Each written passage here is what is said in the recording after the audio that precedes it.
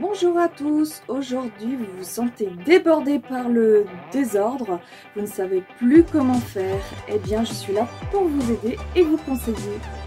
Vous êtes laissé déborder par le désordre, on va voir point par point comment ranger sa maison et ce désordre pas possible, ou vous êtes démotivé, vous n'avez même plus le courage de le faire.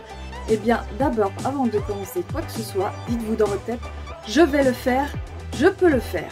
Et aujourd'hui je vais le faire et non pas demain, puisque à chaque fois on dit demain et on ne le fait jamais. Donc aujourd'hui vous avez décidé de ranger votre pièce.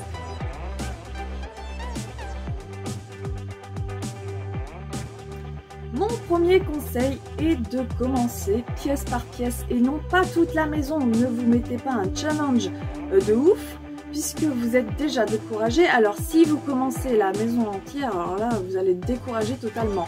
Alors mon petit conseil est de choisir une pièce que vous souhaitez faire et de commencer d'un côté pour finir de l'autre. Donc dans le sens d'une aiguille d'une montre. Vous voyez, parce que si vous partez dans tous les sens, vous n'allez pas vous y retrouver. Vous allez aller à gauche, à droite, enfin dans tous les sens et vous allez vraiment vous y perdre et vous allez vous démotiver. Donc pour commencer, il faut commencer dans un côté. Donc vous choisissez votre côté que vous souhaitez et vous tournez dans le sens d'une aiguille d'une montre.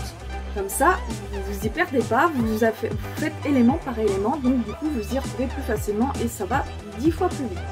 Mon prochain conseil est chaque chose à sa place. Alors, exemple, la vaisselle, vous n'allez pas la mettre dans un lit, ça n'a pas sa place. Vous voyez ce que je veux dire? Mon exemple est peut-être bête, mais c'est ça ce que j'essaie de vous expliquer. Un lit sert à dormir, donc vous allez avoir que des draps et des oreillers sur votre lit et non pas autre chose. Donc chaque chose doit être à sa place. Un stylo doit être dans un pot à stylo. Voilà, et les chaussures dans un meuble à chaussures. Il faut absolument faire le tri de vos affaires. Par exemple, les vêtements. Moi, j'ai des vêtements de mes enfants qui sont trop petits. Je les ai gardés en souvenir, sauf que j'ai 2 sacs complets, donc ça me fout le bazar. Tout ce qui est trop petit, donnez-le à Emmaüs ou donnez-le à des gens qui en ont besoin. Ils seront contents d'avoir des vêtements qu'eux ne peuvent pas s'acheter. C'est pareil pour vous. Si vous avez des vêtements troués, foutez-le à la poubelle. Enfin, Emmaüs, puisque c'est Emmaüs qui récupère. Si vous avez des vêtements trop petits, essayez de les revendre. Si vous avez des gens qui ont besoin de vêtements, eh bien faites-vous plaisir, faites un sac et donnez-leur. Ensuite, pour les objets, peut-être que vous êtes sentimental, vous gardez les objets parce que vous dites qu'il me plaît. Mais sauf que quand vous vous rendez compte, ça fout le bordel. Il faut que vous, par exemple, vous vous dites... tiens, ce cadre, est-ce que vraiment il me plaît? Est-ce que vraiment il me plaît? S'il me plaît vraiment pas, si je n'ai pas le coup de cœur, vous savez quoi? Revendez-le ou donnez-le à quelqu'un qui sera content.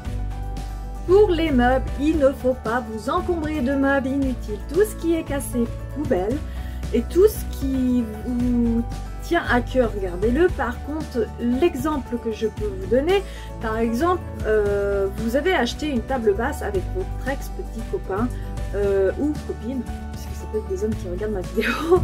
Donc vous avez gardé la table basse parce que vous vous êtes dit c'est moi qui l'a payée donc je la garde. Sauf que ce n'est pas du tout un bon exemple. Il faut vous en débarrasser, la revendre pour partir sur de nouvelles bases. Pour que dès que vous voyez cette table basse, vous ne pensez pas à cette personne, puisque vous avez par exemple une nouvelle chérie ou un nouveau chéri dans votre foyer et cette table n'a rien à faire chez vous, puisque ce n'est plus cette personne avec qui vous vivez. Donc repartez sur de nouvelles bases.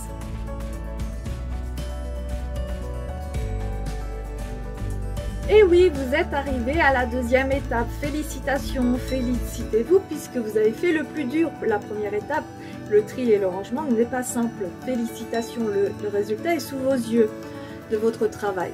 Une fois que vous avez trié et rangé, on va passer à la deuxième étape. La deuxième étape est de dépoussiérer la pièce. Donc ouvrez la fenêtre, dépoussiérez les meubles, les recoins, donc tout ce qui est plainte. Ensuite, aspirez le sol et serpillez votre pièce.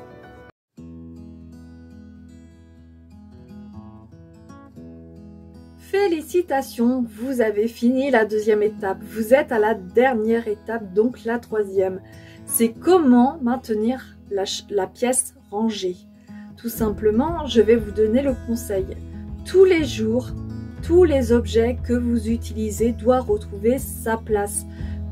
Quand vous sortez du lit le matin, c'est de faire son lit. C'est plus agréable de rentrer dans une chambre où le lit est fait. Le linge qui est sale, eh ben, il ne doit pas rester par terre, il doit aller dans la panière à linge. Le linge propre, il doit aller dans l'armoire bien pliée, etc., etc. Si vous suivez mes conseils, rangez tous les jours, par exemple le bureau est un bazar et que vous devez ranger votre bureau, rangez-le tout de suite et non pas demain, puisque demain vous ne le ferez pas. Donc voilà mes conseils. J'espère que cette vidéo vous a plu. Si vous avez besoin de conseils, n'hésitez pas à me les demander. Je vous dis à très bientôt.